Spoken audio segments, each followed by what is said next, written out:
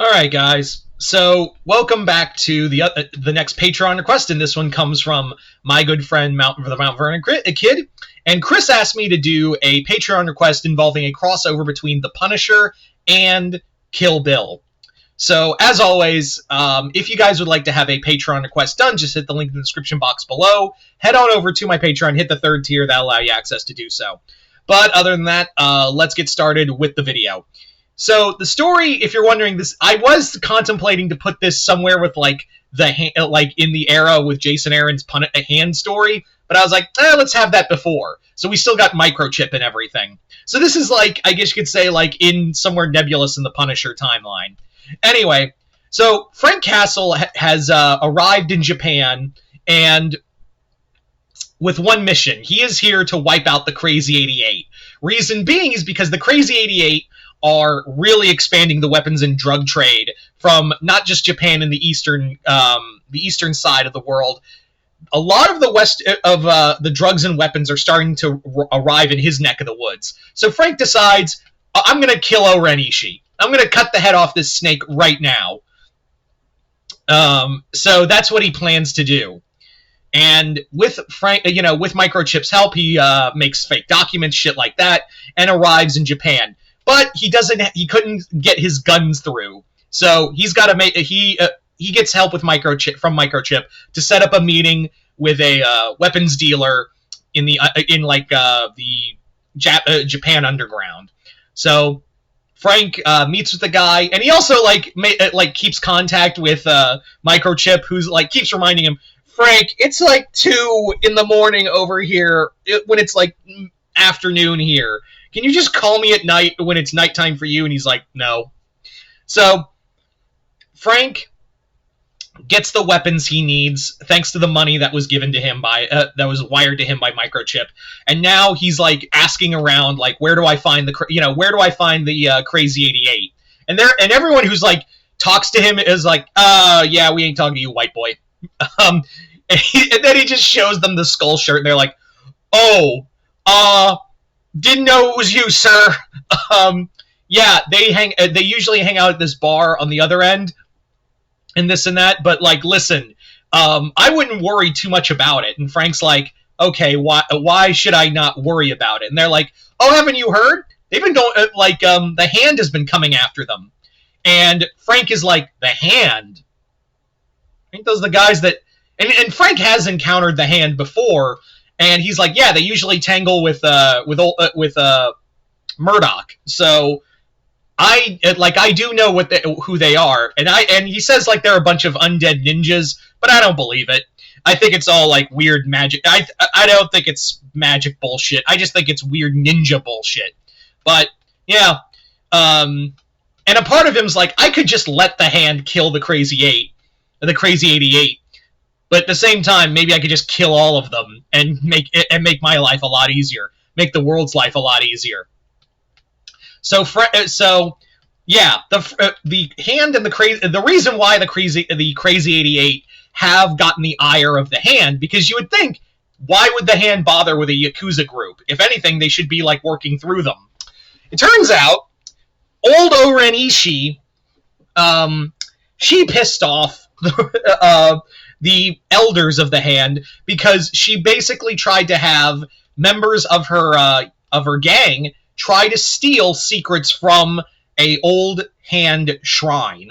Basically, she wanted to know how to use the resurrection procedures. But yeah, the Hand didn't take kindly to that. So now the Hand are going to war with the Crazy 88. And from there, what basically happens is that, yeah, they've been at war.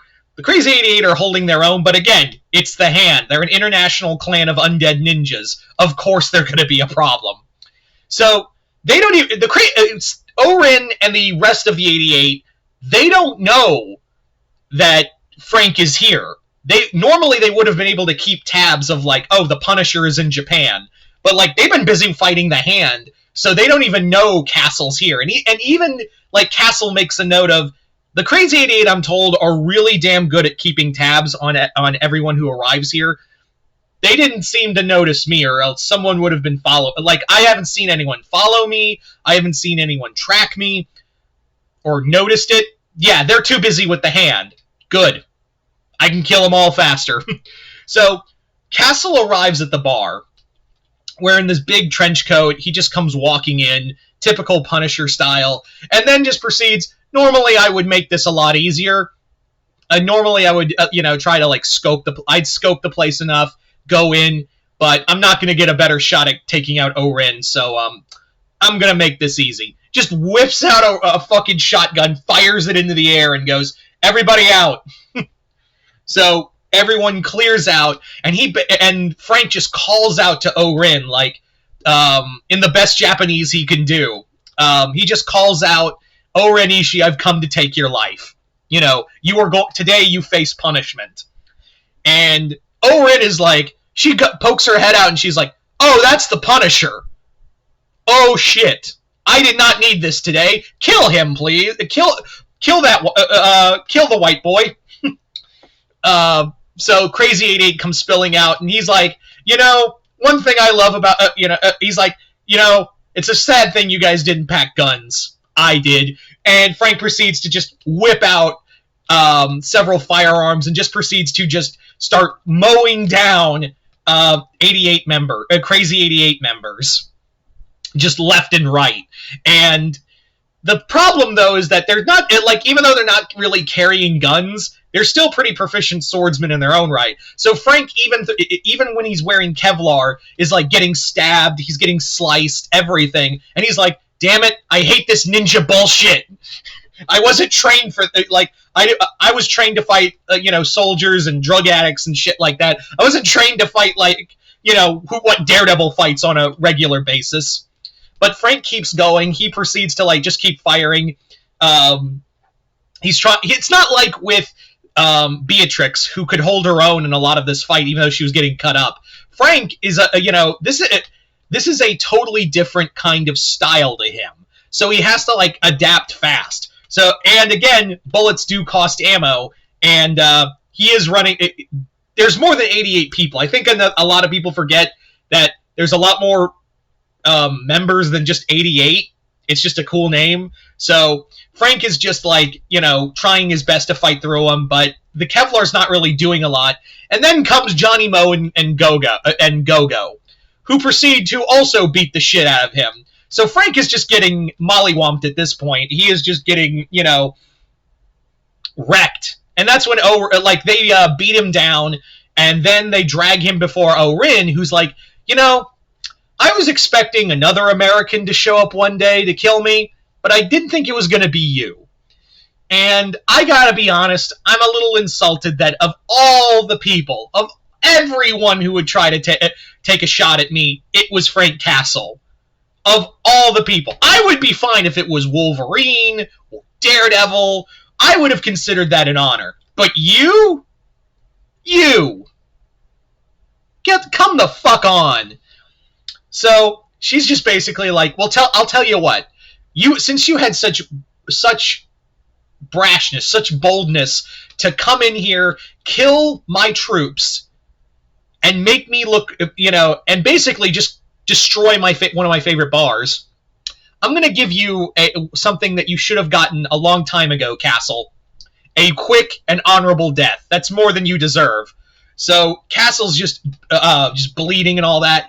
Orin's ready to take him down, and then a fucking arrow comes flying in, knocks the sword out of her hands. The Hand have arrived, because they basically, even though Castle didn't think he was being followed by the Crazy 88, that didn't mean he was being followed by the Hand. The Hand instantly knew that Castle was here, followed him, and basically used him like a wrecking ball to take out a lot of their members, so now they could get a shot at Orin.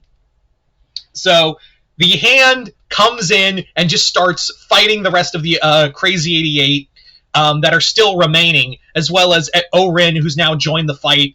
And Frank is just like, I don't know what's going on. I don't give a shit, but I'm going to kill more people here, and I'm going to take a shot at Orin. But as he keeps fighting, even the Hand is like, oh yeah, kill Castle now. He served his purpose. He broke the door down for us. He's no longer needed. So as Punisher is like trying to get at O-Rin, with what weapons he has, because all of his guns were taken, so now he just has to use a sword. And as we saw in the early days of Aaron's run, he can't use that. He's not good at using a sword, so he instead, like, when he starts slashing away at it, he's like, this feels weird, it doesn't feel right, tosses it down, picks up like a combat knife, and he's like, this is slightly better, and then proceeds to keep killing his way through them.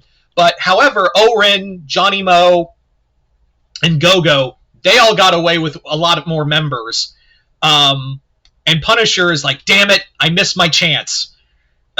He's like, they got away, they're gonna get underground, and I'm bleeding out. Like, I can't keep up with them, and the Hand is probably gonna come kill me. So at least they're crippled. At least like their operation is crippled, and they know if they ever come to America, I'll put a bullet in them. So he has to, Frank has to call it a Pyrrhic victory here and leaves. But as he's leaving, the Hand are like watching him, and one guy's got like an arrow on him, and he's just like, yeah, I can get him right in the back of the head right now.